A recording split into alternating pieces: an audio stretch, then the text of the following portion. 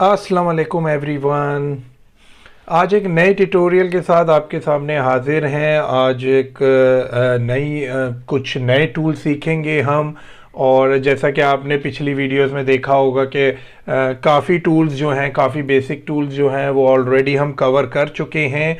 तो आहिस्ता आहिस्ता जो है ये जो इनकी बेसिक टूल्स की जो जो आपको बाहर नज़र आ रही होगी, ये आहिस्ता आहिस्ता जो है वो ख़त्म होने वाली है। और उम्मीद है कि आपने पिछली वीडियोस से काफ़ी जो टूल्स हैं वो सीख भी लिए होंगे और उनको यूज़ भी किया होगा।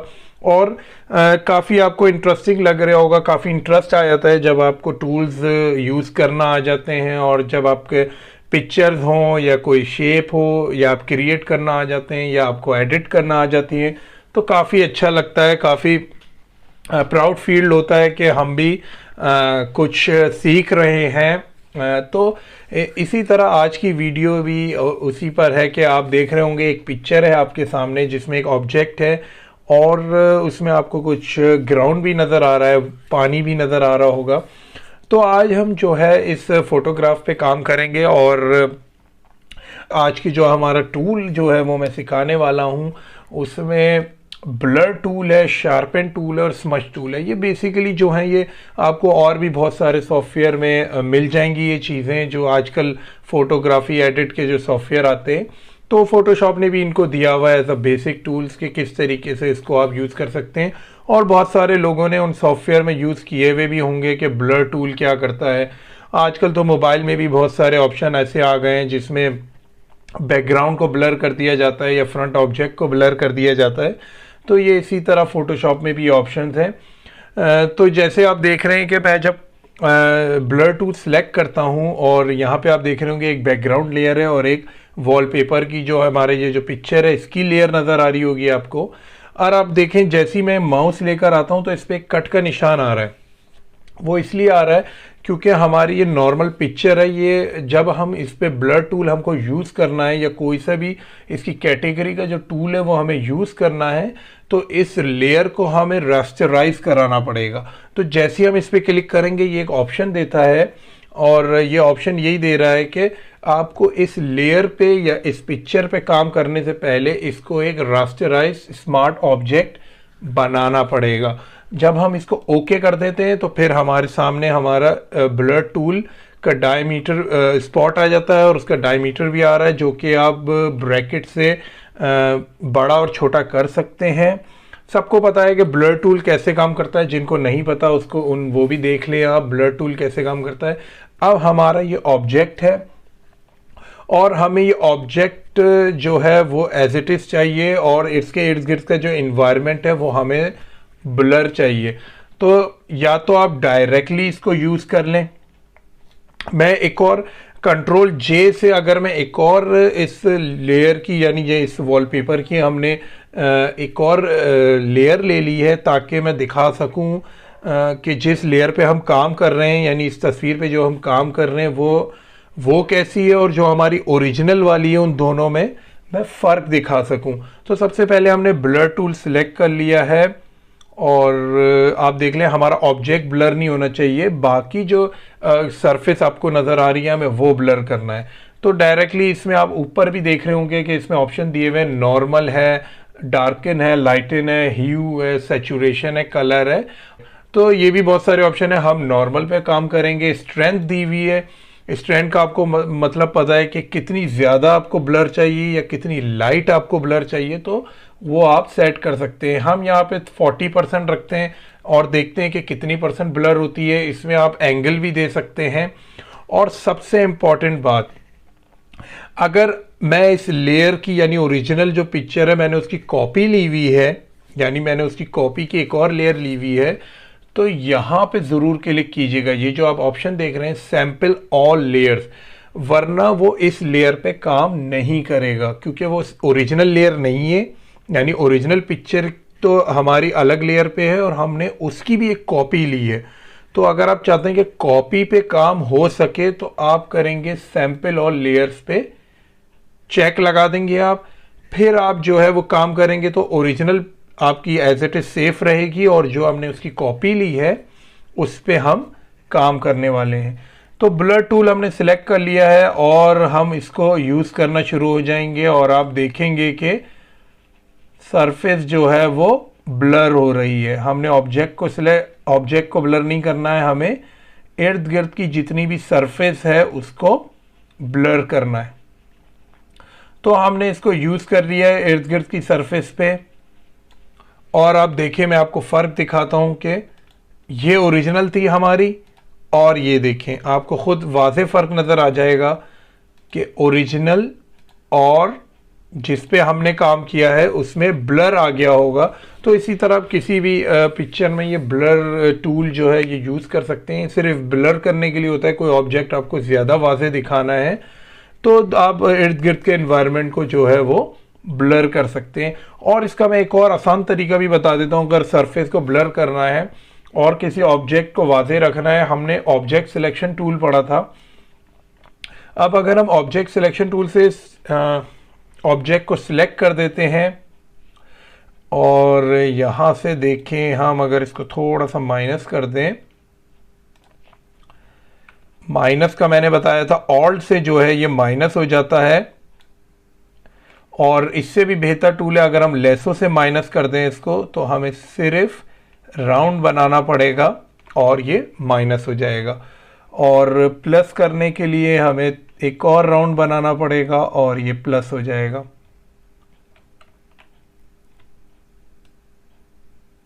और जैसे कि ये है।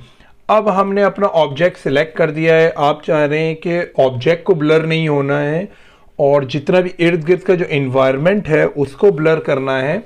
अब हमने अपना ऑब्जेक्ट जो है वो सिलेक्ट कर लिया है और आपको अब जो है ऑब्जेक्ट को ब्लर नहीं करना है, उतने इर्द गिर्द का जो एनवायरनमेंट है उसको ब्लर करना है।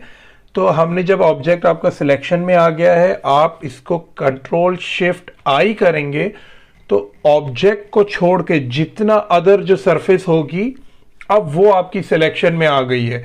अब अगर मैं इसमें ब्लर टूल यूज करता हूं तो अब अगर इस पे मैं ब्लर टूल यूज करता हूं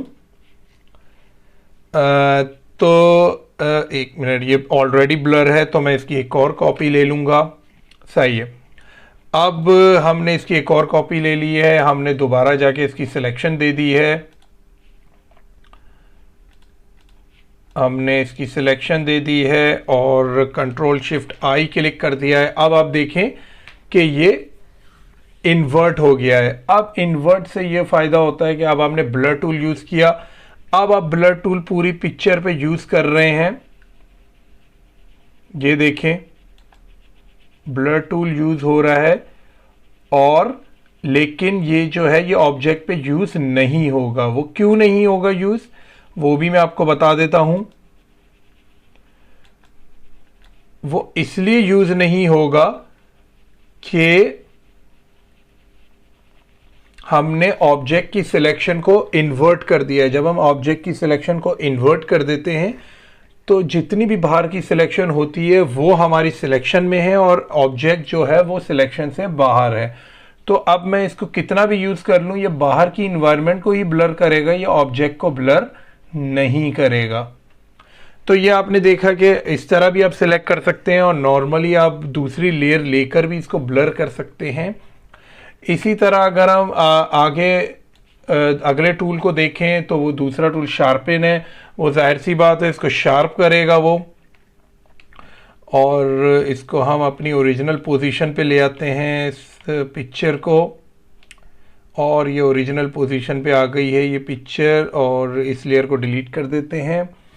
अब शार्पन टूल है तो जाहिर सी बात है वो शार्पन करेगा। हमने एक नई लेयर, बल्कि हम इसी की कॉपी ले लेते हैं कंट्रोल जे से। अब शार्पन टूल है तो वो इसको शार्प करेगा। जितनी ज़्यादा बार यूज़ करेंगे वो उतनी ज़्यादा बार इसको शार्प करता रहेगा, लेकिन आपको कंट्रोल देखना पड़ेगा कि कितना आपको शार्प करना है। आप ये देखें, फ़र्क आपको नज़र आ जाएगा कि कितना शार्प हो गया है ये कंट्रोल आप जो है वो स्ट्रेंथ से भी वो कर सकते हैं, और सैंपल और लेयर्स पे चेक लगाना ना भूलिएगा। और उससे ज़्यादा यूज़ करेंगे तो देखिए पिक्चर ख़राब भी हो सकती है। तो ये स्ट्रेंथ जो है वो इसकी कम रखेगा, क्योंकि ये जो टूल है, इस शार्पन टूल, ये बहुत ज़्यादा कभी शार्प कर देता है, आपकी पिक्चर भी ख़राब हो सकती है। इसके बाद अगर थर्ड टूल आप देख लें तो वो स्मज टूल है। स्मज टूल का जो है वो ज़्यादा काम जो है वो नहीं होता, वो भी मैं आपको फिर भी दिखा देता हूँ कि स्मज टूल कैसे काम करता है। हमने इसकी कॉपी ली, सैंपल और लेयर पे चेक लगाया, स्मज टूल 19% पे रखा हमने, और ये देखें ये स्मज करता है, ये एक दूसरे में, ये रिमूव नहीं करता, ये एक दूसरे की सरफेस को जो है वो, ये देखें, तो आपने देखा ये स्मज टूल जो है ये भी ब्लर कर रहा है, लेकिन ये सरफेस की एरिया को भी चेंज करता जा रहा है, ये एक दूसरे की सरफेस को मिला रहा है, उनको स्मज कर रहा है। जैसे कि 2 पॉइंट हैं, उनको भी स्मज कर सकते हैं आप, 2 डिफरेंट पॉइंट्स हैं, ये देखें जैसे आपको नज़र आ रहा होगा। तो स्मज टूल भी बहुत जगहों पे यूज़ होता है, आप फ़र्क देख सकते हैं, ये ओरिजिनल है और ये स्मज की हुई है। तो स्मज टूल भी आप बहुत जगहों पे यूज़ कर सकते हैं। मोस्टली ये होता है कि जहाँ पे आपको बैकग्राउंड में अगर कोई व्यू है, कोई लॉन्ग शॉट लिया हुआ है और सरफेस से उसको मैच कराना है, तो स्मज टूल लाइट्स आप यूज़ कर सकते हैं जहाँ पे वो मैच कराना होगा आपको बैकग्राउंड की सरफेस से और उसके बैकग्राउंड के टॉप व्यू से। तो ये कि स्मज टूल भी काम आपने देख लिया कि किस तरीके से काम करता है। अब मैं आपको दिखाता हूँ कि डॉश टूल क्या काम करता है। डॉश टूल जो है उसको भी हम एक नई लेयर ले लेंगे। नई लेयर जो है वो हम कंट्रोल जे से ले लेंगे, इसकी कॉपी ले लेंगे, और डॉश टूल देखें इसको ब्राइट करता है। आप खुद देख रहे हैं कि जहां पे आपको लग रहा है कि थोड़ी सी पिक्चर लाइट है, तो उसको थोड़ा सा ये ऑब्जेक्ट पे भी काम कर सकते हैं। ये देखें, आप देखें इसको ब्राइट कर दिया है, और देखें ये हमारी ओरिजिनल पिक्चर है और ये ब्राइटर है। तो इस तरह बहुत सारी आपको पिक्चर में ऐसा चाहिए होता है कि जहाँ बहुत डार्क होती है या ऑब्जेक्ट बहुत डार्क होता है और आपको चाहे सिर्फ ऑब्जेक्ट को ब्राइट करना होता है या बैकग्राउंड को ब्राइट करना होता है, तो उसके लिए डॉश टूल काफ़ी काम आता है। उसके बाद अगर हम अगला टूल देख लें तो बर्न टूल है। ये बर्न टूल जो है ये लाइट करता है। ये जैसे इसका नाम है बर्न टूल, मतलब कि ये डार्कन करेगा आपकी इमेज को। ये देखें आप, अगर इसको ऑब्जेक्ट पे भी यूज़ करते हैं तो ये बिल्कुल रिवर्स काम करता है आपका जो हमने पहला टूल देखा था डॉश टूल से। डॉश टूल जो है वो इसको ब्राइट करेगा और बर्न टूल जो है वो आपकी पिक्चर को डार्क करेगा और डार्कनेस उसमें देगा। अगर बहुत सारे उसमें अगर नाइट व्यू होता है तो हमें डार्कन चाहिए होता है डार्कनेस, तो उसके लिए भी काफ़ी यूज़फुल है। और हमारे इसमें लास्ट कैटेगरी है स्पंज टूल, वो भी मैं आपको दिखा देता हूँ। स्पंज टूल जो है वो, ये देखें आप, स्पंज टूल का काम देखें, ये ये भी एक तरीके से शार्पन करता है आपकी जो पिक्चर होती है, और लेकिन ये कि काफ़ी अच्छे उसमें, यानी उसके कलर को काफ़ी ज़्यादा जो है वो ब्राइट कर देता है। ब्राइटन टूल जो है वो थोड़ा सॉफ्ट रहता है, उसमें वाइब्रेंस भी थोड़ी कम होती है। और इसमें देखें ऑप्शन भी आपके पास फ्लो का भी ऑप्शन है। फ्लो आप ज़्यादा कर देंगे तो ज़्यादा उसकी मिकदार हो जाएगी, यानी स्ट्रेंथ उसकी बढ़ जाएगी, और फ्लो कम कर देंगे तो कम उसमें नज़र आएगा आपको। तो ये आप देख सकते हैं कि आपको मैंने दिखाया स्पंज टूल क्या करता है, डॉश टूल क्या करता है, बर्न टूल क्या करता है। इसी तरह हमने इस कैटेगरी में भी देखा ब्लर टूल क्या करता है, शार्पन टूल और स्मज टूल। तो ये 6 टूल मैंने आपको बताए हैं, ये पिक्चर्स पे काम करते हैं। और आपने देखा कि पिक्चर को कितनी तरीके से आप उसको चेंज कर सकते हैं, चाहे वो डार्कन करनी हो या लाइटन करनी हो, या सिर्फ ऑब्जेक्ट को ब्राइट करना हो, बैकग्राउंड ब्लर करना हो या स्मज करना हो। तो आपने देखा कि कितने ऑप्शंस हैं इसके अंदर। और एक और मैं आपको ऑप्शंस दिखा देता हूं इसके अंदर ही, जैसे कि फ़िल्टर यूज़ करने होते हैं, तो मैं फ़िल्टर का ऑप्शन भी आपको यहाँ पे दिखा देता हूँ। यहाँ से अगर आप फ़िल्टर पे जाएंगे और यहाँ पे आप फ़िल्टर गैलरी पे क्लिक करेंगे तो ऑटोमेटिकली आपके पास कुछ कैटेगरीज आ जाएंगी, जिसमें आर्टिस्टिक है, ब्रश स्ट्रोक्स है, डिस्ट्रॉट है, स्केच है, स्टाइलिश है और टेक्सचर है। सबसे पहले हमने आर्टिस्टिक देख लिया, ये आप खुद भी ट्राई कर सकते हैं। मैं कुछ फ़िल्टर्स आपको दिखा देता हूँ। आपने बहुत सारे मोबाइल सॉफ्टवेयर्स में भी देखा होगा कि फ़िल्टर्स होते हैं, वो यूज़ किए जाते हैं तस्वीरों पे। तो तस्वीरों के कलर चेंज हो जाते हैं, उनके व्यू तो चेंज नहीं होता, कलर्स के मर्ज हो जाते हैं, और कुछ ब्लैक एंड वाइट करनी होती हैं आपको, कुछ ज़्यादा शार्प करनी होती हैं।